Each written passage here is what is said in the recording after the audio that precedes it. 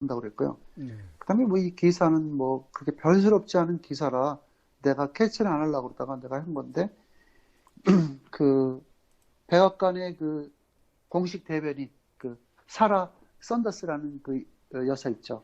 네, 네. 예, 그 사라 썬더스 여사가 그 버지니아 그 어느 식당에서 쫓겨났어요. 그래서 아이 뭐 이거 뉴스 할까 말까 했는데 그냥 내가 안 하고 그냥 했는데 그럼 이 사라 썬더스 백악관 대변인이 왜 쫓겨났느냐? 아, 자기 가족들하고 그 8명의 지인들과 식당 예약을 했습니다. 주말에. 네. 그 버지니아의 음, 그 유명한 레스토랑트예요. 그 식당에 예약을 했는데, 사라 썬더스가 식당에 딱 들어가니까 식당 주인이 딱 나오더니 그냥 get out here 한 거야. 여기서 나가라고. 음흠. 그러니까 사라 썬더스가 왜 나가느냐? 나는 백악관의 대변인이다. 내가 뭐 범죄도 안 저질렀는데 왜 우리를 나가야 하니까 그 식당 주인이 뭐라고 얘기했냐면 그 나가라고 이유가 있어요. 너는 악명 높은 트럼프하고 그 밑에서 일을 하는 사람이다. 어. 그래서 그럼 왜 트럼프가 악명 높냐 하니까 트럼프는 그 멕시코 이민자들을 갖다가 가족들을 위해 떼어놓고 음. 천륜을 끌어놓는 아주 굉장히 아주 그 피도 눈물도 없는 아주 악마 같은 사람이라고 생각한다 하면서 식당 주인이 그게 자기의 자기가 왜 이 사람들 갖다 우리 식당에서 들어오지 못하게 하는 이유를 이야기를 한 거예요. 음. 근데 이제 그래서 이제 이 사라 썬더스 대변인이 자기가 듣고서 이제 얘기를 한 거예요. 근데 그럼 왜 내가 트럼프 대통령 당신의 마음이 트럼프 대통령이 그렇게 피도 눈물도 없는 사람 나 이해 간다. 그렇지만 왜 내가 나가야 되느냐 하니까 이 사람이 뭐라고 그러냐면은 너는 나가야 된다. 왜? 너는 바로 그 밑에서 일을 했기 때문에. 그래서 이제 사라 썬더스가 나왔어요. 나왔는데 네. 그래서 이 사라 썬더스가 그 사람한테 그런 얘기를 했어요. 당신이 그렇게 생각하는 건 뭐 개인적인 그런 주관적으로 얘기했기 때문에 내가 그것까지는 당신의 그 인격을 존중하기 때문에 뭐라고 안 하겠다. 그러나 나는 트럼프 대통령하고 일하는 게 굉장히 영광스럽고 나는 그런 비민자들에 대해서 나는 모른다.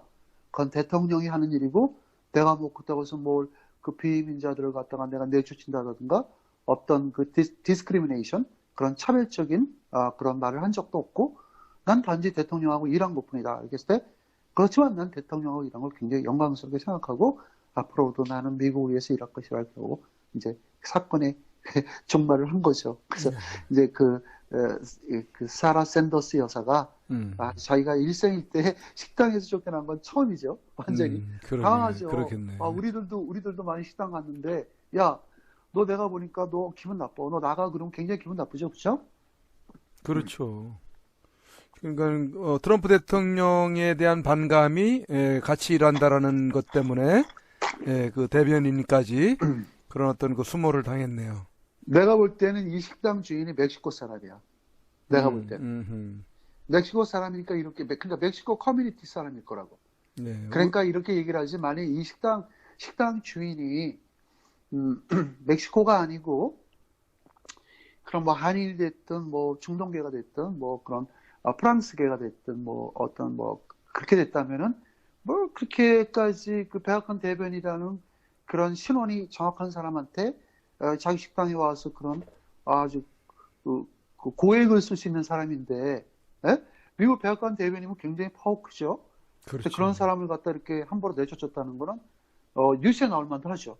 그러면서 이제 사라 썬더스 여사가 하는 소리가 그 식당 주인한테 나는 결코 부끄러운 짓을 하지 않고 있다는 것만 알아두라 그러고 나왔답니다.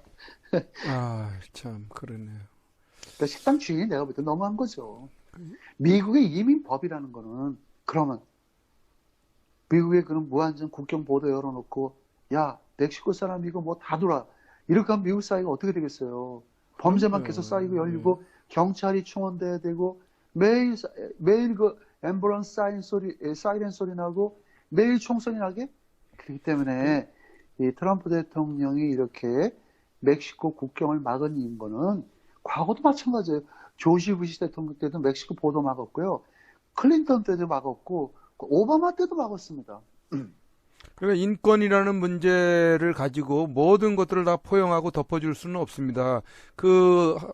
한 예가 우리나라 대한민국이 지금 무슨 인권위원회 뭐 해가지고 사방팔방으로 지금 좌파 세력들이 다 포진하고 있으면서, 예? 엄청나게 어떤 그 말도 안 되는 부분을 가지고 인권으로 다 포장을 하고 그렇게 나가고 그렇죠. 있어서 지금 대한민국이 뭐 여지없이 지금 무너지고 있는 부분이 얼마나 많습니까? 그러니까 이제 그들은 인권이라는 미명하에 그거를 이제 포장을 해서 속이는 거죠. 실제적으로 뭐 인권은 무슨 개인권, 좌파들이 무슨 인권, 아이고. 저 큰일이에요. 우리나라 이 인권위원회 해가지고 무슨 인권위원회가요. 지금 굉장히 지금 대한민국을 무너뜨리는 역할을 하고 있습니다. 지금. 그렇죠. 예, 어쨌든 무슨 민주화 단체, 무슨 민주단체. 민주자 들어가는 거는 이 좌빨들이 다 선점을 해서 쓰고 있었어요. 여태까지. 그러니까 맞아요. 아이, 그래서 미국의 그 이민 정책에 이렇게 그 유색인종들이 자꾸 이거 갖고 정부한테 이렇게 항거를 하면은 결국은 결국은 나빠지는 게 뭔지 알아요? 이민법만 더 강화돼요. 이민법만 더 강화되고 뭐 그런 이민자들한테 어떤 문호 개방이 굉장히 지연되고 늦어지죠. 그렇죠. 예. 자, 저기 6월 이야기도 좀 소식이 있죠? 미군. 네, 그래서 이제 오늘 죄송합니다. 그 판문점으로부터 이제 6월 100여 구를 받았습니다, 드디어. 그게 좀 받아. 저기 말이 좀 많이 있는 것 같은데. 근데 또 어떤 경우는 또 뭐 안 받았다 뭐 그러는데 일단 주한미군의 그 사령부 공보관이 그 이름을 내가 모르겠는데 받았어요. 받아갖고 이게 주한미군 사령부로 이송이 됐습니다. 근데 딱 100여 구만 줬어요. 이놈도 처음에 200 뭐 몇 구 이렇게 얘기가 나오지 않았습니까? 제일 처음에 그 싱가포르 갔을 때 2,500구를 준다고 그랬대요. 2,500구. 2,500구가 어, 엄청나게 줄었네요. 그러니까 이제 자기들이 갖고 있는 게 2,500구라 이거야. 자신 있게 얘기한 거죠. 그러면서 그 주로 그 6월의 그 연령대는 거의 20대다 중초반 대라고 아주들이 무슨 뭐 DNA 대가처럼 뭐 진짜 전부 다 확인한 것처럼 얘기한 거예요. 근데 사실 이거를 100구만 받았대요. 100구만 받았는데 이게 뒤죽박죽 돼 있고 그래서 이제 이거를 바로 미국에 못 갖고 간답니다. 미국에 가져가지 않고 주한민군 그 사령부 내에서 DNA 테스트를 한대요. DNA 테스트. 테스트를 해갖고 이놈들이 많이 돼지 뼈다귀라든가 고기 뼈다귀 집어넣었으면 그냥 북한에다 도로 돌려주려고 그러는 거죠.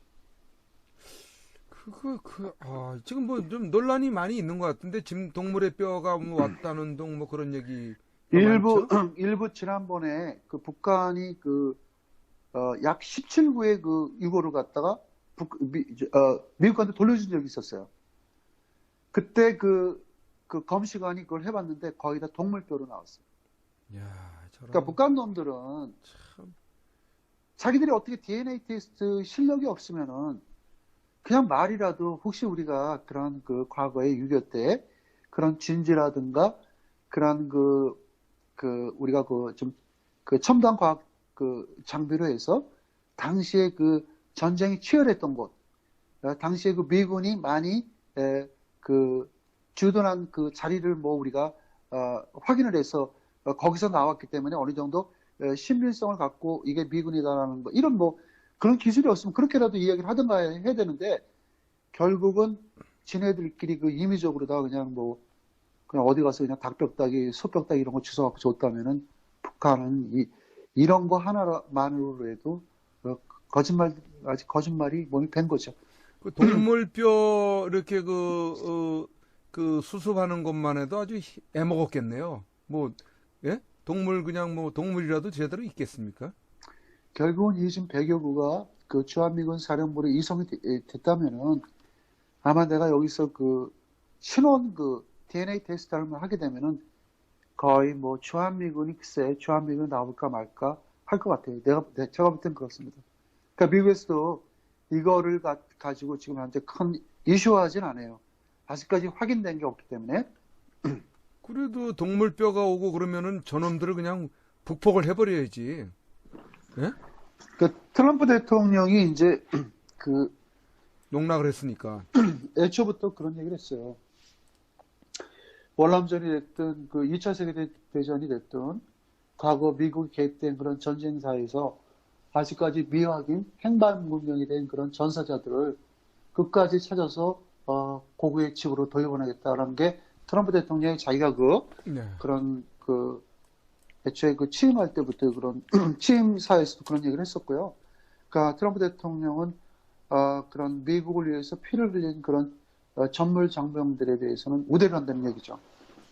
대한민국은 뭐 사실 우리 국군이 북한 땅에서 포로로 잡혔거나 그렇게 죽음을 당했을 때 사실 별 신경 안 쓰지 않습니까? 그렇죠? 우리 박근혜 대통령 시대 때 많이 그분들이 많이 돌아왔죠. 돌아오고 자유의 땅을 밟았지만 현 정부는 지금 뭐 그런 거에 대해서 일제 북한한테 과거 6.25 오늘 같은 6.25 날인데 그런 그 북한에서 전사한 우리 그 한국군 장병들의 유해를 좀 어떻게 우리는 안 주겠냐 이런 얘기를 안 하잖아요. 그러게 말입니다. 정말 아주 분노스러운 그런 그 행태들을 나라의 녹을 먹는다는 일꾼이라고 하는 자들이 왜 그런 문제를 언급을 안 하는지 모르겠습니다. 네? 언급할 수가 없죠. 그리고 평화적인 그 협정이 조금이라도 북한한테 해가 되고 북한이 그런 말을 들었을 때 굉장히 그 화가 나는 그런 이야기는 안 하겠죠. 될 수 있으면. 아니 그 좌파 정권이 아니고 우파 정권이었을 때도 마찬가지거든요. 그걸 강력하게 얘기해서 국군 포로들을 송환을 해달라고 계속 그거를 가지고 거론을 하고 해야 되는데 안 하거든요. 그 과거에 그 김대중 정부, 그다음에 그 노무현 정부, 이명박 정부 때도 그런 얘기 한 적 없어요. 그리고 우리 박근혜 대통령만 그래도 많은 그런 얘기를 실제적으로 적십사를 통해서 그런 얘기를 했고 또 우리 박근혜 대통령께서 재임 기간 중에도 많은 그 국군 6.25 때 그 전사자 유해도 맥구가 온 적도 있다고 저는 그렇게 기억하는데요. 그랬을 때 오늘 같은 날 그 6.25 날인데도 그런 대한민국 정부에 있는 사람이 6.25의 그런 동족 상전의 그 비극에 대한 그런 축사를 해야 되는데 근데 그런 것도 뭐 안 하고 그다음 6.25라는 게 사실 그 과거에는 보면은 그 대단했죠. 모든 그 국민 학생들 뭐 총동원해서 6.25를 뭐 상기시키고 그런 6.25에 대한 그런 그러니까 공휴일로까지 지정해가지고 그날을 기념을 하고 그러지 않았습니까? 그렇죠. 그 과거에 그런 동족 상전을 갖다 절대 그 우리 국군들에 대한 그런 전사자들을 추모하고 이런 거에 대해서 우리가 고치시키고 막 상기하고 그런 상기하고. 늘 그랬지 않습니까? 근데 이게 불과 그냥 이렇게 정권이 바뀌고 나니까 뭐 심지어는 그 광복절도 말이야 흐지부지 하고요. 뭐 그럼 뭐 여러 가지 그럼 우리나라의 그 뜻깊은 경축 그런 날도 뭐 그런 어떤 뭐 정부에서 주관해 갖고 그런 뭐 기념사를 한다든가 이런 게 없어졌어요. 더군다나 6.25 같은 경우는 현재 대한민국의 그 대통령이라는 사람이 미국의 그 유엔 본부에 가갖고 그 많은 그 지도자들이 보는 앞에서 나는 촛불 혁명으로 일어난 아주 민심의 아주 엄청난 지지를 받은 대통령이다. 굉장히 영광스럽게 생각한다. 촛불 혁명으로 해서 이렇게 대한민국에 그러니까 악이 축인 민주주의를 말살하고 그게 근원이 나쁘다 이거지. 그러나 나는 북한의 북한과의 그런 한국하고의 과거 1950년도에 그 6월 달에 일어났던 전쟁은 나는 내란으로 생각한다. 라고 얘기를 했습니다. 그러면은 그게 만일 6.25 전쟁이 내란이라면은 결국은 그게 미국은 그 남의 나라 내란에 용봉을 하고 5만 명이 죽었네요. 그 미국 나쁘네. 미국은 굉장히 나쁘다. 왜 남의 나라 내란에 누구 편을 들어서 그렇게 5만 명씩을 죽었을까? 라고 이제 우리는 반문을 또 하는 거죠. 그 대통령이라는 사람이 대한민국의 그 전 국민들, 대한민국 국민들 다 아는 그런 사실을 갖고 6.25 전쟁은 남침이 아니고 북한의 김일성 수계가 탱크와 수많은 그 신장비들을 동원해서 그 6.25 새벽에 그 야암을 틈타 그 탱크로 진격하면서 그 우리 남쪽을 침략한 그런 유엔이 다 알고 전 세계가 다 아는 그 사실을 아니 그럼 그럼 한 가지 내가 물어보고 싶은 게요. 내가 문재인 대통령한테 내가 물어보고 싶어요. 그럼 그게 내란이라면은 그 전쟁이 포화가 울리고 한반도에서 북한이 갑자기 침투해서 대한민국이 지금 전쟁을 발발하게 됐다 했을 때 그럼 유엔이 왜 열렸죠? 내란인데 왜 열려요? 유엔이? 그렇죠. 내란이면 종식을 시켜야지. 유엔 총장이 가가고 야 너희들 싸우지 마 해야지. 유엔에서 긴급 안전보장 이사회를 열어갖고 16개 동맹국을 만들었는데 그게 어떻게 내란이에요? 그렇죠. 맞아요. 그럼 유엔에서는 왜 내란을 왜 내란이라면은 유엔에서는 왜 안전보장 이사회를 열어갖고 미국을 주도한 연합군이 왜 16개국이 형성이 돼서 한반도에 대한 북으로부터의 침략을 막기 위해서 왜 미군이 그렇게 증파되고 유엔군 16개국이 왜 증파되는지 내란이면 그렇게 하면 안 되죠. 그럼요. 근데 분명히 내란이라고 그랬어요. 그렇죠? 내란이라고 그랬어요. 6.25 전쟁은 내란이다. 억지를 부리는 거죠. 저 인간들이. 그래서 나는 북한이 북한이 오늘 그런 공식 성명을 냈는데요. 네, 뭐라고요? 자기네들은 6.25에 대한 어떤 기념식이라든가 어떤 그 식사가 없고 그런 아무것도 없대요, 자기들은. 왜 그러냐니까 이미 남한하고 그런 평화협정을 맺었기 때문에 더 이상 그런 필요 가치를 못 느낀다 하고 북한에서는 그런 거 없답니다. 그래요? 네.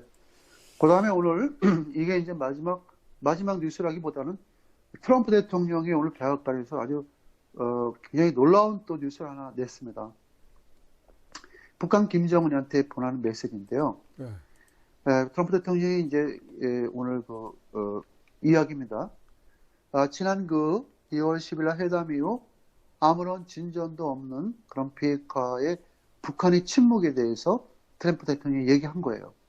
그러니까 벌써 열흘이 넘었는데도 북한은 침묵에 쌓여 있고 트럼프 대통령이 북한한테 친서를 보내려고 이런 얘기를 한 겁니다. 트럼프 대통령이 뭐라고 말씀하셨냐면은 북한이 그러니까 그 비핵화에 대한 어떤 진위와 그런 비핵화에 대해서 선의적인 마음이 아직도 있는지 나는 메시지를 김정은한테 보내겠다. 근데 또 트럼프 대통령이 뭐라고 말씀하셨냐면 이 메시지는 어떤 이렇게 절차를 협의하고, 그러니까 내가 설명을 잘 해드릴게요. 절차를 협의하고, 너 어디 이렇게 했을 때, 네가 좀 모자라냐? 그럼 내가 조금 줄게. 야, 내가 조금 모자라는데, 야, 네 거 조금 빼줄 수 없냐? 이런 그런, 뭔가를 합의하려고 그러는 그런 절차적인 그런 메시지가 아니고, 김정은한테 보내는 나의 메시지는 매우 사무적이라고 그랬어요. 오피셜로 보내는 거예요. 그러니까 오피셜 그 메시지는요, 어떤 절차하고 합의가 없는 거예요. 그다음에 절충이 안 된대요. 절충이라는 게 없습니다. 그러니까 트럼프 대통령이 자기가 북한한테 사무적으로 얘기한 거예요. 아직도 6월 12일 날, 나하고 그 맺은 성명에 대해서 너네들이 지킬 마음이 있나? 없나? 이거에 대한 메시지를 보내는 거예요. 지금 이렇게까지 나왔습니다. 오피셜로 보낸대잖아요. 트럼프 대통령이 참 상당한 어떻게 좀 신뢰를 해보려고 했는데 그게 안 되는 것 같으니까 부글부글 끓겠네요. 지금 이 트럼프 대통령께서 이렇게 이야기하는 것도 이거 나쁜 거 아니에요. 트럼프 대통령이 굉장히 현명한 거죠. 북한이 회담에서 아무런 진전이 없으니까 그렇다고 야 김정은이 너 왜 연락 없어 이렇게 하다기보다는 내가 김정은한테 그래도 내가 열흘 지나라고서 아무 연락이 없으니까 내가 아직도 나하고의 그런 비핵화에 대해서 그런 선의적인 마음이 있는지를 메시지를 통해서 김정은한테 보내겠다. 그러나 메시지는 매우 사무적이다. 무서운 메시지죠. 예. 거지 같은 놈들한테.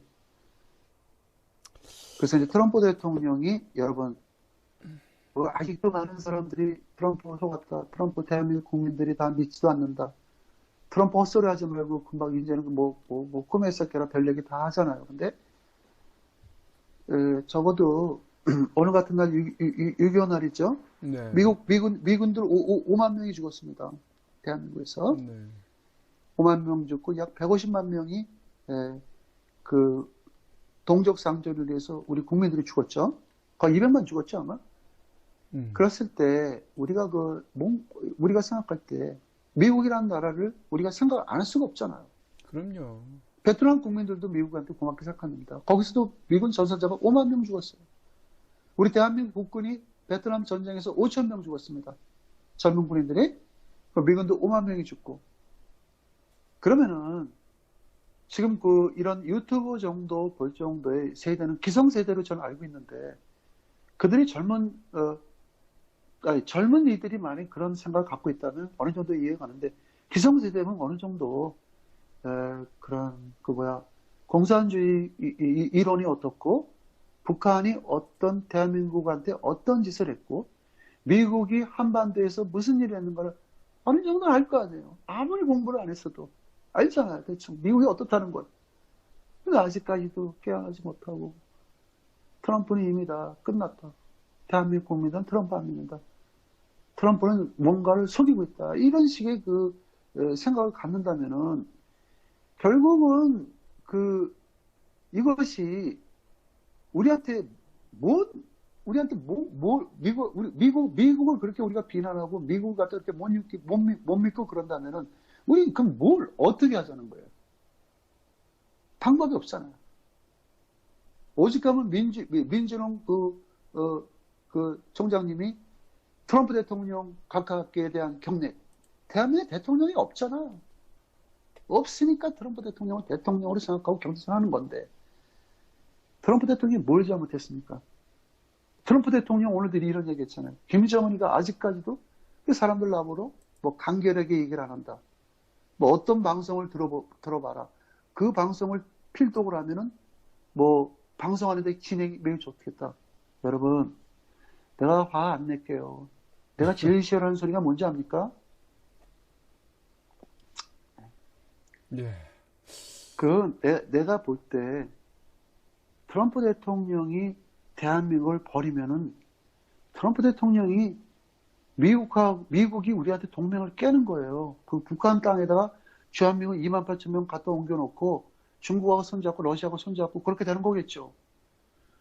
우리가 이게 상식적인 선에서 생각했을 때도 미국이라는 나라가 지금 어떤 입장입니까? 중국과 러시아를 전보다 더 강하게 압력을 가요. 오늘 매티스 장관이 중국에 갔습니다. 예. 근데 그거는 국방부 장관하고 얘기하러 간 게 아니고 연례적인 그런 만남이 아니에요. 그랬을 때 아직까지도 대한민국은 저렇게 좌파들은 가면 갈수록 똘똘 뭉치고 일편단심 만들는데 우리 보수 진영은 아직까지도 나는 누구 편, 나는 너 편, 나는 누구 편, 나는 너 편. 야, 그럼 되죠. 네.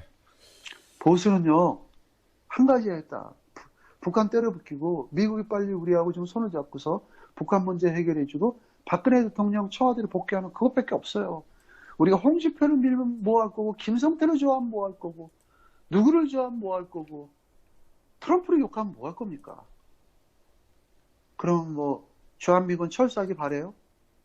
그럼 타 방송에서 주한미군 좀 있으면 철수할 거야. 이미 예약된 시나리오고 그렇기 때문에 김정은이가 사인을 했다.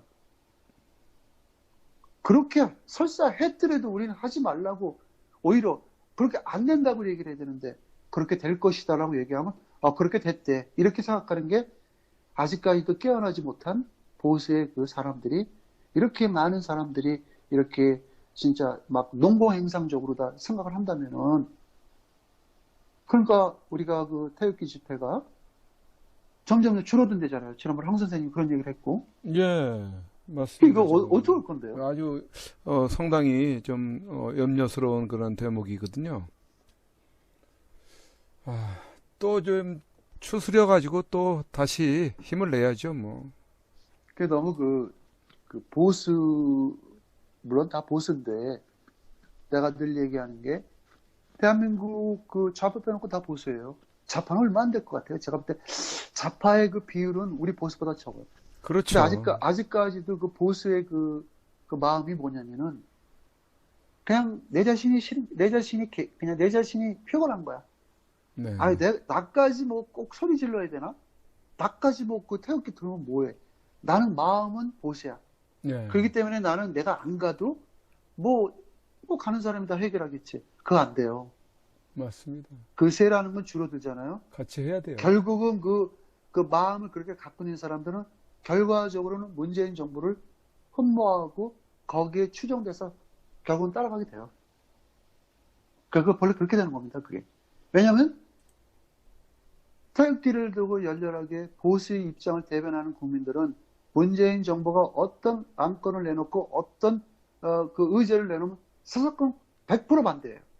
근데 나는 나 솔직히 내가 몸이 귀찮아. 내가 굳이 손 안 들어도 다 들고 있어.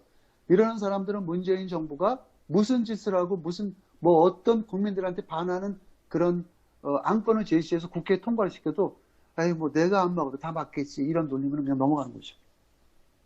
그렇잖아요. 예, 그런 그래서 안일함에서 벗어나야 됩니다. 예. 제가 방송을 하면서 가장 느끼는 게 오히려 좌파들은 자기 의식이 굉장히 강하고 고취돼 있어요. 좌파들은 딱 들어와서 얘기를 해도 자기 딱 할 얘기만 하고 가. 그러니까 좌파들은 오히려 요즘 그 좌파들을 보면요. 제가 그 좌파들의 그런 리뷰를 많이 읽지 않습니까? 읽은다 보면 좌파들 한 가지 아주 자기들의 그 공통점이 있어.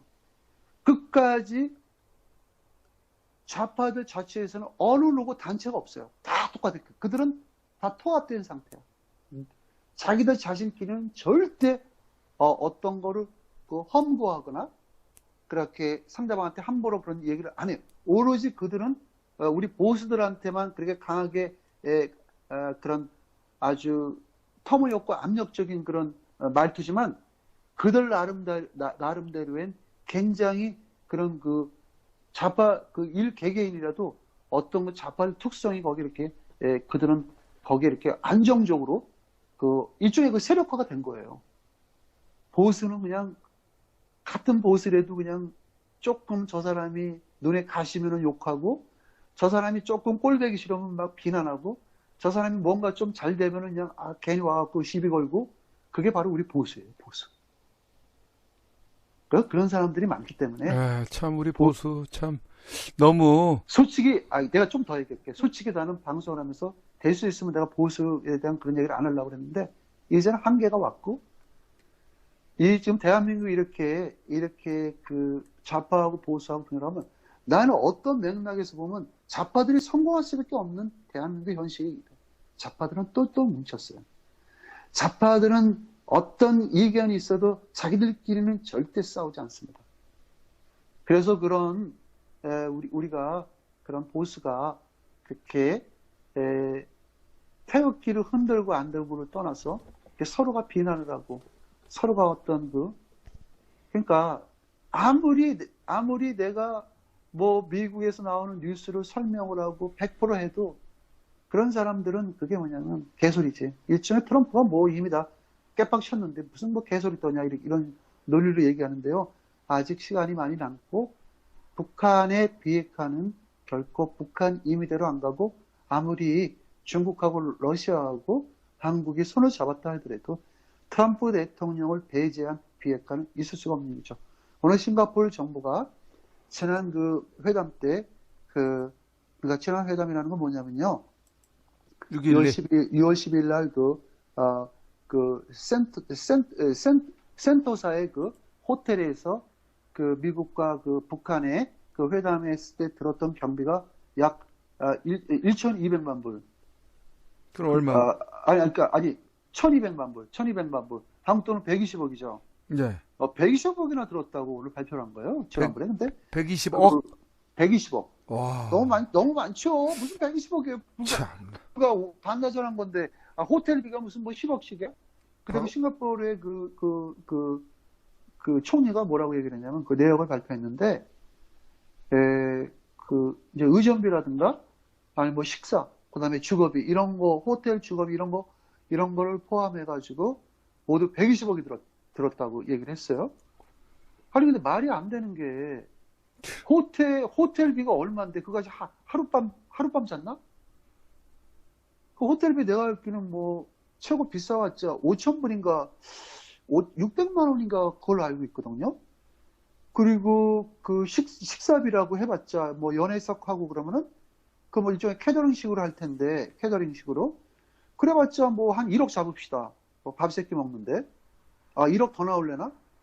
뭐 봄배우도 먹어야 되고, 아이고, 북한의 최선희도 먹어야 되니까, 그래 2억 잡아요, 밥을. 2억 잡읍시다. 밥 딱 3끼 먹었겠지? 그럼 그 사람들 호텔비 한 100명 잤다고 그래도, 뭐 5천 불씩 해봤자 10명이면 5만 불? 그래봤자 50만 불이에요. 100명이면. 그러면 그 5억밖에 안 돼. 그 밥값까지 다 해가지고 뭐, 그 다음에 뭐 김정은이 시발룩감 주고, 김정은이 신발 사주고, 양복 사주고, 용돈 트럼프, 주고. 용돈 주고, 트럼프 대통령 양복 사줬나? 양복 사줬겠다. 그럼 뭐 다 사줬다고 쳐. 그럼 그 1억 잡읍시다. 김정은이 갈 때 달러 좀 가져가라고 그러고 한 5억 줬다고 쳐요. 50만 불 줬다고 쳐요. 그래도 50억이 안 돼요. 그래서 싱가포르 국민들이 막 난리가 났다는 거예요. 아, 그것도 또 무슨 또 싱가포르 국민들이 이해 못할 돈이다. 비리가 있는 거 어떻게 아니야? 이거 싱가포르에서 페이한 거예요. 싱가포르 싱가포르가 비리가 있는 나라인가 봐. 뭐 또 띵 거 먹었구만 또. 리젠통이라는 이 총리가 오늘 얘기한 거예요. 120억. 내가 볼 때 이 총리가 떼어먹었다고 저는 생각합니다. 자, 말이 안 되잖아. 그러니까 싱가포르 국민들이 네. 아주 그냥 뭐 반기를 들었답니다. 어떻게 120억을 쓰냐. 아니 저기 그 6.12 미북 회담 사건으로 인해서 그 싱가포르 현 정권이 그냥 무너져야 되겠네. 제가 볼 때는 그 이진통이라는 그 싱가포르 총리가요, 자기 어떤 국제사회의 그런 그 글로벌 리더의 그런 명예를 갖고 싶어갖고 정치적으로 유용한 것 같습니다. 제가 볼 때. 국고를 이렇게 탕진한다는 거는, 그래서 이 120억이라는 돈은 저도 이 뉴스가 사실 그 이틀 전에 나온 뉴스인데 별로 말 같지 않아갖고 내가 오늘 그냥 건데, 제가 계산해봤어요. 계산기로다가. 내가 계산기로 계산해봤어요. 김정은이 용돈, 그 다음에 거기 사람들 총 간사람들이 30명 갔다고 치고, 다른 경호원들이야 뭐 돈 줄 것도 없고, 30명들한테 뭐 개인 용돈까지 해갖고 뭐 양복 사주고, 신발, 구두, 뭐 넥타이까지 다 사주고, 시계까지 다 사주고 해도 50억이 안 나와요. 근데 어떻게 120억이 썼다는 거야? 비행기에 달러 실어서 보냈구만 또. 아이고 참. 김정은 비행기를 사줬나? 김정은 갈 때. 갈 때 예. 용돈 줬다. 용돈 줬나 보다. 싱가포르 총리가. 그래서 이제 참. 싱가포르 국민들이 이해 못한다. 싱거운 그러면서 놈들이는 뭐. 처음에 좋아했는데 싱가포르에서 지금 막 난리가 났다는 거죠. 어떻게 그런 많은 돈을 국고를 쓰냐라고 얘기를 한 거죠. 된통 혼좀 나야 생겼네요. 근데 사실 그 지난번에 우리가 그 평창 올림픽 때 북한의 선수단들 왔을 때 우리가 230만 불 썼다고 그랬거든요.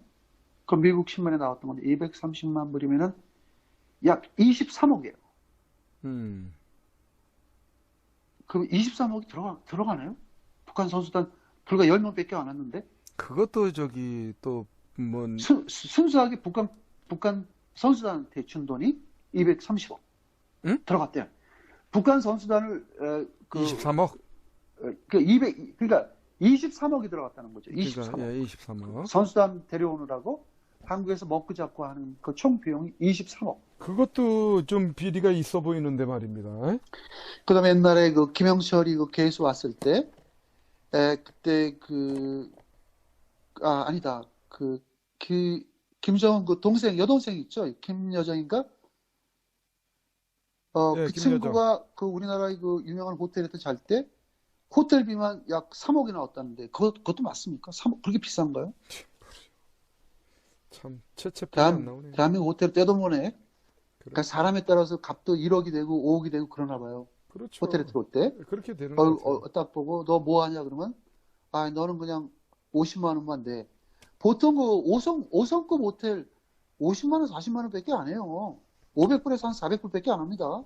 그래요? 미국도 웬만한 호텔 다 200불, 300불, 500불 선이에요. 그럼 대한민국의 그 유명한 호텔들, 그 호텔들 뭐지, 그 뭐 리스칼튼이라든가 뭐 그런 유명한 호텔 있잖아요.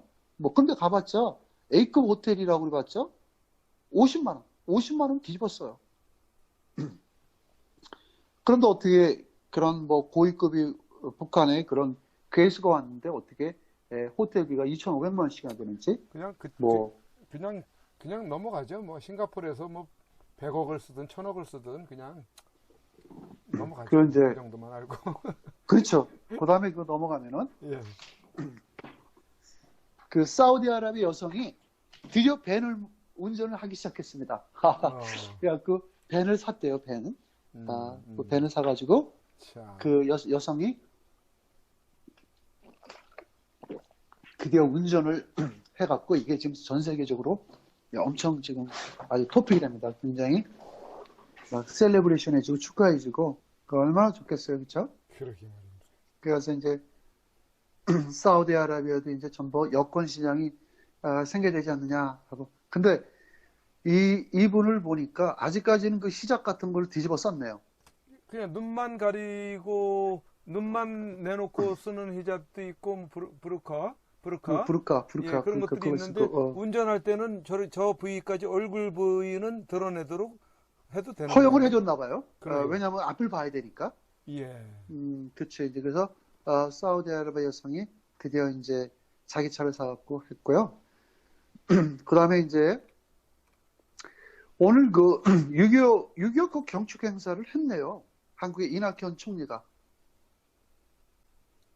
그러니까는 대통령이 지금 대통령이라는 문재인이 아직 러시아에서 하는 거죠?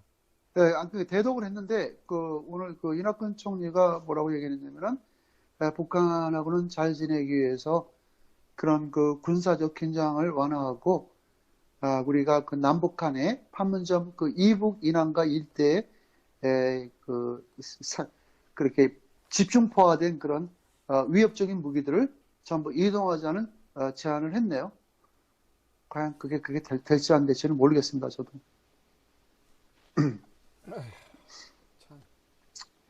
북한은 아무리 우리가 북한을 갖다가 포용을 하고 아무리 우리 정부가 북한을 그 평화적인 그 협정을 맺고 아무리 북한을 우리가 배려를 하고 뭐 해도 우리가 만약 그 판문점에서 이남 몇 킬로 그 수십 이남 쪽으로다가 우리 무기들을 우리가 후퇴시켰어도 저는 북한이 그 판문점 일대에다 박아놓은 그 천여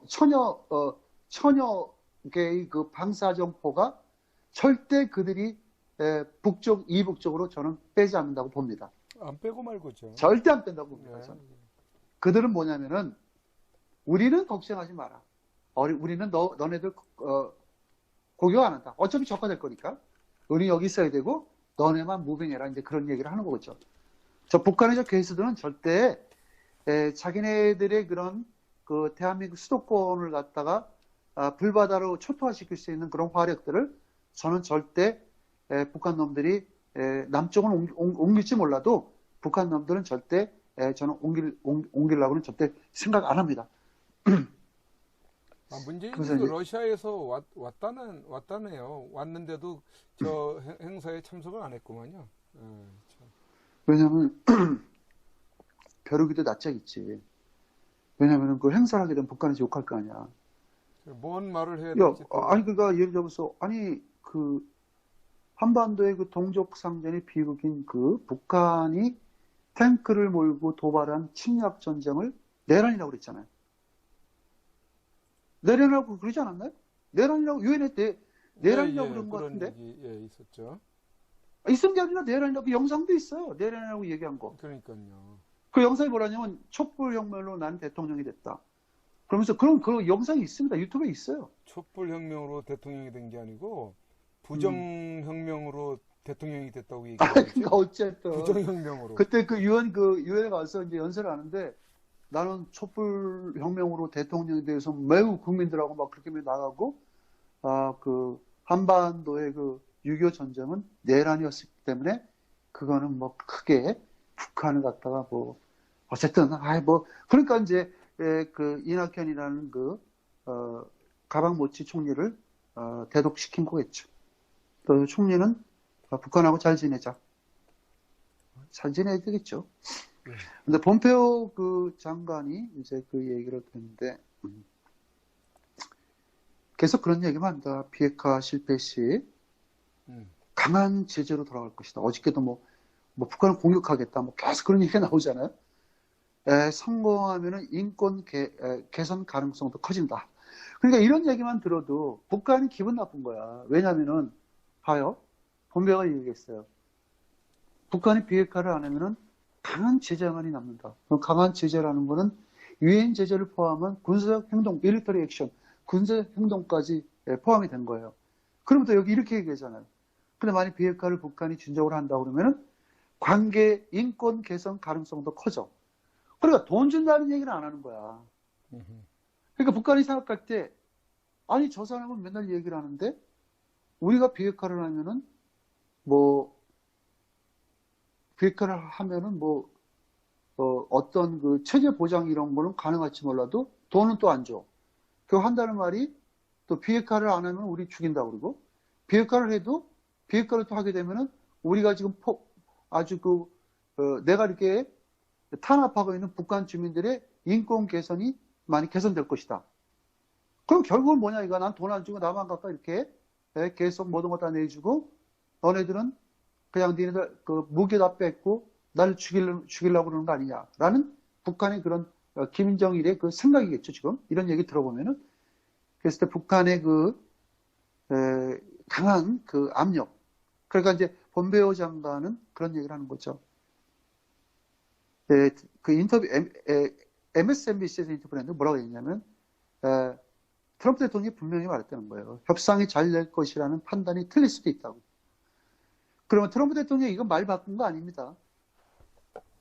6월 10일 날은 북한의 김정은이가 일시적인 그 방패막이로 해서 거기 나온 거예요. 여러 가지로. 그래서 점점점 이제 나왔다 들어가니까 점점점 이제 그 자기의 그 속에 그 품은 마음이 변하는 거야. 그 속셈이 나오는 거죠. 점점점 틀릴 수 있다는 거예요. 점점점 틀릴 수 있기 때문에 트럼프 대통령은 오늘 김정은이한테 아까 전에 내가 얘기했던 그런 사무적인 메시지를 보내겠다. 아직도 그 비핵화할 마음이 진정으로 있는 건지라는 그런 메시지를 보낸다는 거죠.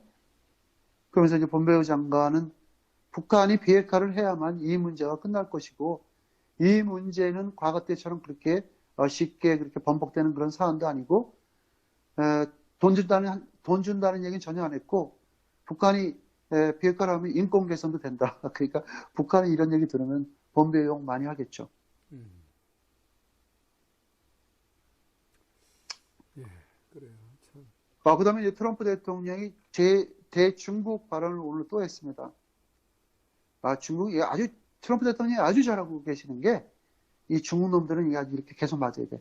트럼프 대통령이 오늘 어떤 얘기를 했냐면요. 중국이 들어오면 아주 깜짝 놀랄 일이에요. 중국이 미국의 그런 회사들하고 이렇게 지분을 투자해서 같이 그런 MOU 같은 중국 기업들이 미국 기업들한테 투자한 회사들 중에서 이야기를 하는 건데요. 그러니까 이제 중국이 미국의 어떤 한 회사에 25%의 지분을 갖고 있으면 그것도 상당한 대주주죠. 그렇죠? 예. 엄청난 그 지분을 갖고 있는 거죠. 25%면은 거의 그게 진짜 잘 되면은 주주가 최대 주주가 될 수 있는 그런 굉장히 큰 거죠. 원래 중국은 미국의 그 소상인들도 건물들을 사갖고 비즈니스 들어가고요. 중국은 아주 땅 사는데 굉장히 재미 붙인 나라입니다. 그래서 미국의 그런 25%의 지분을 갖고 있는 회사에 규제하는 법을 추진했어요. 그러면 25% 정도 지분을 갖고 있으면 오히려 그 나라 정부에서는 고맙게 생각해야죠. 대한민국에 어떤 굴지의 그 회사가 대한민국에 다 쓰러져가는 그런 기업한테 25%라는 그 지분을 갖고 있으면서 그 투자를 이렇게 했을 경우에 얼마나 고마운 일이에요. 회사도 살리고 진짜 물론 지분은 줘야 되겠지만 굉장히 좋은 거잖아요. 그런데 왜 그런 회사들을 규제를 하느냐? 중국이 그렇게 25%의 그 엄청난, 그러니까 25%랑 굉장한 거예요. 그런 돈을 갖다가 미국 회사에 투자를 하는 목적이 뭐냐면은, 물론 돈도 벌고 그런 건 뭔데, 얘네들은 이 기술을 요하는 거야, 기술을. 그러니까 그게 뭐냐면은, 그런 지분을 투자를 해서, 자기들이 어떤 기술에 굉장히 낙후된 기술을 갖다가 빨리 습득을 하기 위해서 이렇게 위장적인 지분 투자를 하는 거예요. 그래 놓고 그 회사에 잠식해 들어가가지고 거기서 그 미국의 그 첨단 기술을 중국으로 유출하는 걸 막겠다는 거예요. 그러니까 이거 뭐냐면 지적 재산을 갖다가, 그러니까 미국에서는 지적 재산이 엄청 잊어버리는 게, 미국에서는 도저히 상상할 수 없는 그런 기술을 개발해 놓으면은 중국 놈들 한 달도 안 돼갖고 그 미국이 만든 기술을 앞서가면서 물건을 내놓는 거야. 이거 환장하는 거잖아요. 그쵸? 그렇죠. 그 미국에 연계돼갖고 다 그 기술을 빼내니까. 근데 그 주로 그 기술 분야가 뭐냐면요. 로버트, 우주항공, 그런 첨단 하이 테크놀로지 컴퓨터 칩. 그 중국이 러시아에 이어서 달나라에 간 적도 있죠. 네. 우주정거하는 거. 그러면 그 중국이 그 기술을 다 어디서 뺐겠어요? 미국 그런 우주항공사에 그 두뇌들이 침투해갖고 기술을 다 빼낸 거예요. 그래서 이제 그 트럼프 대통령은 어떤 기술이라든가 기술에 투자하는 중국 어떤 기업도 앞으로 허가를 안 한대요. 그러니까 중국 기업이 이제 미국에 들어와가지고 자기네들이 굉장히 생산력과 어떤 그 충분한 노하우가 없는 그런 분야에서 미국하고의 그런 협력 산업을 많이 하잖아요. MOU를. 대부분 그거 받아주죠. 대부분 우리나라 같은 경우도 어떤 기술의 그 부족함이 있을 때는 그 회사에다 지분을 많이 투자를 해서 같은 게 서로 연구하고 일종의 어느 정도의 그 기술 터득을 하지 않습니까? 근데 중국은 얘네들은 통째로 빼낸다는 거예요. 들어가갖고. 그래서 이제 중국이 앞으로 수많은 돈을 투자하고 뭘 사도 그 어떤 기업도 미국한테 그런 투자를 해서 투자를 한다고 해도 미국 못 들어가게 다 막아버리고요. 그리고 이제 중국이 앞으로 미국에서 기업을 할 수 없게끔 강한 제재와 압박만 한다는 거죠. 참 트럼프가 자국을 보호하기 위한 그런 판단과 결정은 잘하는 것 같아요. 우리나라는 지금 제주도 땅 있지 않습니까? 중국이 다 잠식하고 있어요. 예, 중국, 일본 사람들한테 그냥 팔아 제끼고 있으니 이 도지사 원희룡 아닙니까? 원희룡? 그것도 지금 이상해요. 꼭 해석 문제 같아요, 저는. 이 인간이 어떻게 예전에 그 자한당 저기 어디입니까? 새누리당 소속 아닙니까? 거기도 분열파 있었죠, 그 사람이. 분열했죠, 분열. 아니, 지가 중국 사람이에요, 뭐예요? 왜 중국 사람들한테 그 토지를 영구히 그거를 판매를 할 수 있는 그거를 규제를 안 하냐고요. 규제를 아니, 해야지. 그러면은 그 땅을 팔았으면 그 돈은 다 어디 갔는데? 제주도에 뭐 또 어디 그쪽 예산으로 책정해서 막 또 어디로 또 세겠죠. 그러면요, 그 제주도가 어떻게 되냐면은 중국이 우리나라 그 2호도를 갖다가 거기에 그 수역을 갖다가 이제 찬탈을 하려고 우리한테 그 수없이 군함으로도 위협도 하고 공군기로도 위협을 하고 그랬어요. 그 2호도가 그쪽에 그 반경 몇 킬로의 지하에 그 넓이에 다 우리 땅인데 거기에 천연 자원이 엄청나게 매장이 되어 있습니다. 굉장히 우리는 우리 정관수역에 내에 있는 거기 때문에 당연히 우리 땅이죠. 2호도는 우리 해역이죠. 네. 근데 중국 놈들이 제주도를 갖다 그렇게 땅을 사고 그러는 거는 난 국가적인 정책으로 봅니다. 개인이 그렇게 돈을 들여서 물론 사는 거 절대 산다고 보진 않고요. 그게 국가적으로 많이 그런 땅을 매입을 하게 되면은 그거는 중국의 그런 야욕이 드러나는 거잖아요. 예. 그 쉽게 얘기하면은 한 나라의 그 섬을 차지하려고 그러는 중국이 지금 다오다오 중국해 있잖아요. 거기서 지금 분쟁이 일어나잖아요. 그렇듯이 만약 중국이 저는 원희룡을 떠나서 제주도 땅에 지금 중국 사람들이 유입돼 가지고 그런 토지를 매입하고 그런 건물과 그런 아파트를 매입하는 그 사례가 굉장히 그 10년 이전부터 있었다고 그래요. 근데 지금은 최근에 이제 극심해졌는데 저는 이거를 중국의 그 어떤 한반도에서 그 제주도를 장악하면은 그 해양 그 강가 크잖아. 걔네들 이제 거기에 제주도를 만약 지네들이 잠식을 하면 거기다 군사기지도 만들고 미국을 압박하고 일본을 압박하기 위해서 나는 그 땅을 이게 지금 뭐 단시일 내에 그걸 차지한다는 게 아니고 앞으로 수십 년 지나가면 제주도가 난 중국 땅이 되지 않을까. 결국은 분쟁이 돼갖고 그래서 결국은 중국 정부가 개인들한테 명의로 중국 정부에서 저는 매입하는 거라고 저는 보고 싶습니다. 개인이 절대 매입한다고 저는 안 봐요. 그러니까 그거를 땅을 영구 이렇게 소유할 수 없게끔 제도화를 시켜야 되는데 어떻게 그 땅을 팔아먹습니까? 외국인한테. 예? 아니, 땅은 팔 수 있죠. 왜냐하면 그 미국도 그런 그 땅을 사는 데에서 어떤 그 법적인 그 제재는 없어요. 근데 돈만 또 있으면 누구든지 다 살 수 있습니다. 아니 그것도 소유 기간을 정해서 예? 뭐 몇십 년 동안만 소유할 수 있고 나머지 그 지나면은 다시 반환을 해야 된다든지 이런 법적으로 그걸 만들어놔야죠. 아니, 그렇게 하면 안 사지 다들. 그런 건 없고 그런 건 될 수가 없고 애초부터 제주도는 우리나라의 한 도시가 아니잖아. 도시는 아무리 사도 뺏길 수가 없잖아요. 우리가. 그쵸? 그렇지만 제주도는 그 아일랜드 섬이잖아. 그러니까 원희룡 그 도지사가 머리로 잘 생각했어야지. 그걸 팔지 말아야지. 그냥 자기가 그런 다른 데에서 그 제주도를 갖다가 더 확장하고 발달할 수 있고 경제적으로다가 제주도의 그 큰 우리나라의 제일 큰 섬인데 그걸 거기서 이렇게 해서 자기가 스스로 자치하는 그런 능력을 갖고서 도지사 운영을 해야 되는데 그걸 중국 사람들한테 임의적으로 막 팔았다? 그래놓고 어느 날 갑자기 중국 인구가 막 10만이 되고 20만이 되고 그랬을 때는 그때는 어떻게 할 거야? 거기서 폭동이 일어나면 중국군이 개입하는데 중국 함대가 들어오죠. 왜? 이게 실제 너네 땅이지만 우리 인구가 차지하고 있는 분포도가 더 커. 인구가 너네 그 한국인들보다 더 많아. 그리고 우리 이 땅의 거의 50% 이상은 우리 땅이야. 그래서 나는 우리가 우리 그 중국 사람들만의 그런 제2의 자치 그 행정부를 우리 만들 수 있다라고 해서 우린 또 거기에 따라서 이 자치 그런 구를 우리가 그런 걸 특구를 만들었을 때 이 주민들을 보호하고 우리 국민들을 보호하고 그러면 우리 해군이 여기 진주해야 된다. 이런 논리도 나올 수 있다는 거예요. 그러니까 제주도 땅을 외국인한테 팔게끔 하면은 안 되죠, 그거를. 그러니까 애초부터 팔지를 말고 임대를 가능하지. 물론 그런 거 했는데 근데 원희룡은 파는 거잖아요. 그렇지만 그 땅을 팔 때 이게 앞으로 50년 후에는 돌려줘 이런 건 없어요. 그런 땅을 안 사죠. 땅은 뭐 미국이 됐든 영국이 됐든 북한만 빼고 어느 나라 가도 그냥 외국인들은 그냥 그 땅 사면 영원히 자기 겁니다. 영원히. 그러니까 팔지를 말았어야지. 그러니까 또 이번에 또 저기 그 재선돼 가지고 지금 원희룡이 또 제주도 지사가 된 거 아닙니까?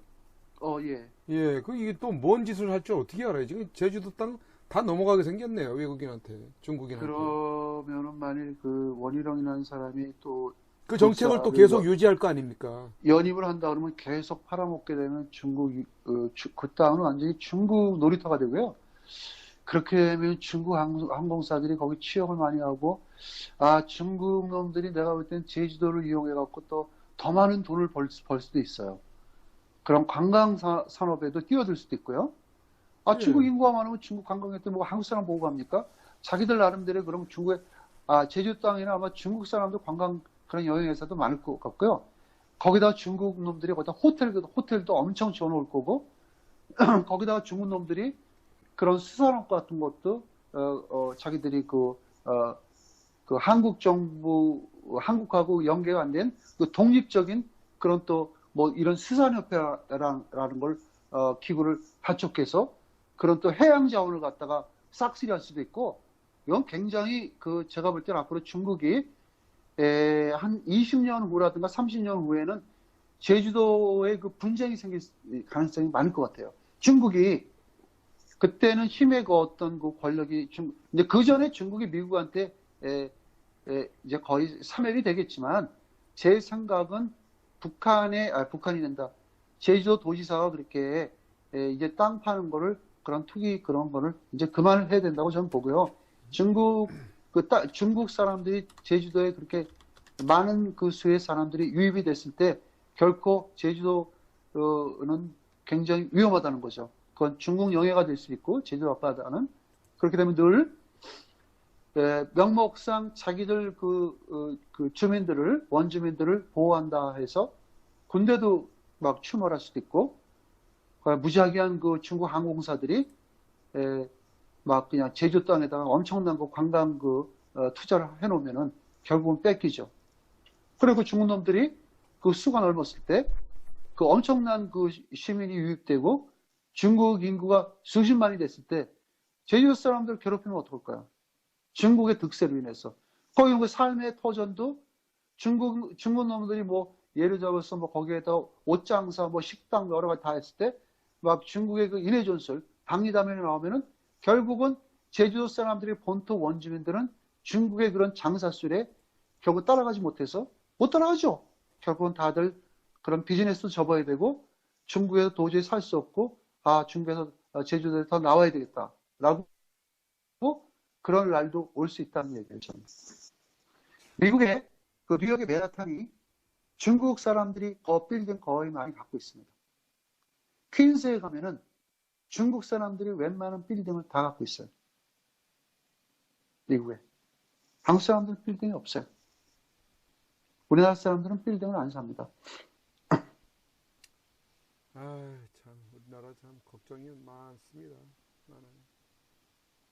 자, 지금 2시간이 다 돼가는데 나머지 마저 하고 마무리를 해야 되겠네요. 빨리 진행해야 되겠네요. 그렇죠. 예. 그래서 이제 중국이 이제 그렇게 됐고요. 그 다음에 뭐 이것도 그 똑같은 뉴스인데, 이제 북한이 이번에 보낸 그 유골이 매우 신상을 확인하기가 어렵다. 그래서 이제 뭐 북한 놈들이 그랬대요. 우리들이 DNA 테스트 했는데 이건 다른 뉴스에 나온 건데 거의 20대의 유골만 확보했다고. 그러니까 글쎄 그걸 어떻게 저희들이 무슨 재주로다가 DNA 테스트를 해서 20대라고 그랬는지 저는 그거 확실히 모르겠는데요. 20대니까 이건 미국 거다 그렇게 해서 그런 유골을 보내왔는데 그런 유골만 확보 이제 했을 뿐이지 유골 상태로 봤을 때는 여러 가지가 섞여 있어갖고 신원을 파악하기는 매우 힘들다고 그렇게 얘기를 했고요. 그 다음에 이제 마지막 뉴스가 2가지가 있는데 그냥 다 해버릴까요 이거? 예. 다 해버리죠. 뭐 네네, 10분 정도지 뭐. 소개해 주시죠. 지중해 사이프러스 반도가요. 최근에 3년 동안 아주 극심한 가뭄으로 지금 모든 그 지역이 황폐되고 있답니다. 그러니까 그 선인장이라는 게 뭐죠? 우리가 선인장 많이 먹죠. 그 선인장 우리가 왜 먹죠? 선인장은 막 100년, 200년 살고 물을 안 먹어도 선인장은 사막에서 자라죠. 그렇죠? 예. 그 생명력이 강한 그 풀이잖아요. 선인장이. 그렇죠. 나무잖아요. 예. 근데 이 선인장이 생명력을 잃고 있대요, 지금. 이렇게 강한.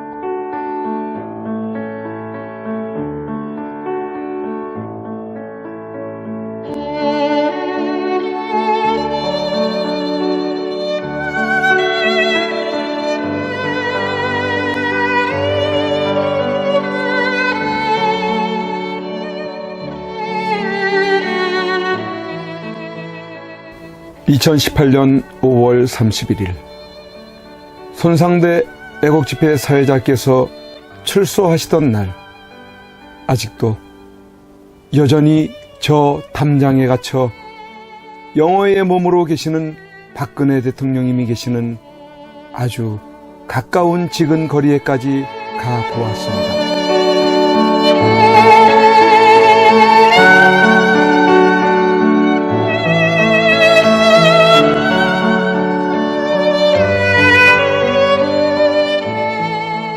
이런 곳에서 박정희 대통령님의 딸이자 아무 죄 없이 탄핵당하고 유린당해 감옥에 1년을 넘게 갇혀 고생을 하고 계시는 박근혜 대통령께서 계시는 곳이란 말이던가. 이게 뭐란 말인가. 이런 게 있을 수 있는 일이란 말인가? 그러나 엄연히 지금 현재 대한민국 땅에서 자행되고 있다는 사실에 몸서리 쳐줘야 하지 않는가? 그런데 세상은, 언론은, 지식인들은, 정치인들은, 국민들은 왜 이렇게도 쥐 죽은 듯이 조용한 것인가? 내가 아닌 남이 당하는 일이기 때문인 것인가? 아, 대통령께서는 저곳에서 1년이 넘는 긴 시간 동안 과연 무엇을 생각하고 계셨을까? 지난날 청와대에 계실 때 함께 곁에 서 있었던 배신자들이 누구인지를 아시고 분을 사귀지 못하고 계실까? 아니면 자신으로 인해 대한민국이 너무 무너져가고 있는 것을 염려하고 계실까? 우리 국민들은 바란다. 부디 대통령님께서 강한 정신력으로 버티시고 건강을 유지하셔서 반드시 복귀하시고 형편없이 무너지고 부패하고 비리 공화국이 되어버리고 빨갱이들로 점령되어버린 이 땅을 기경하여 다시 씨를 뿌리고 옥토로 만들어 다음 통일한국을 일구어갈 나라로 만들어 주기를. 왜냐하면 박근혜 대통령님만큼 깨끗하여 믿을 만한 사람이 없기에.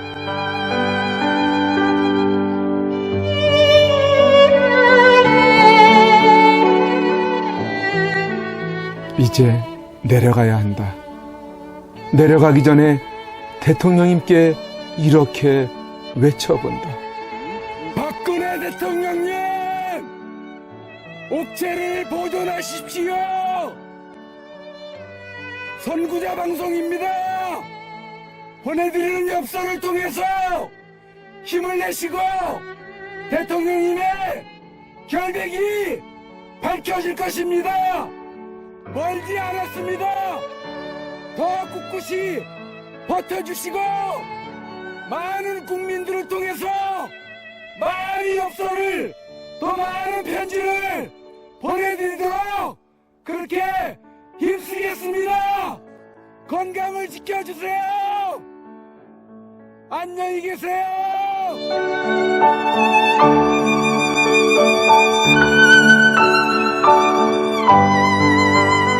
오늘 손상대 사회자께서 출소하시면서 여러분들이 보내주신 서신으로 인해 힘을 얻을 수 있으셨다고 하셨습니다. 여러분들의 그 용기와 또 우편의 편지나 아니면 적기를 통해서 우리에게 힘을 주셔서 오늘 이렇게 하늘을 처음 보는 것 같습니다. 이제 박근혜 대통령님과 남아 계신 분들이 힘과 용기를 얻으실 수 있도록 엽서 보내기와 편지 보내기에 더욱 동참해 주시지 않으시겠습니까?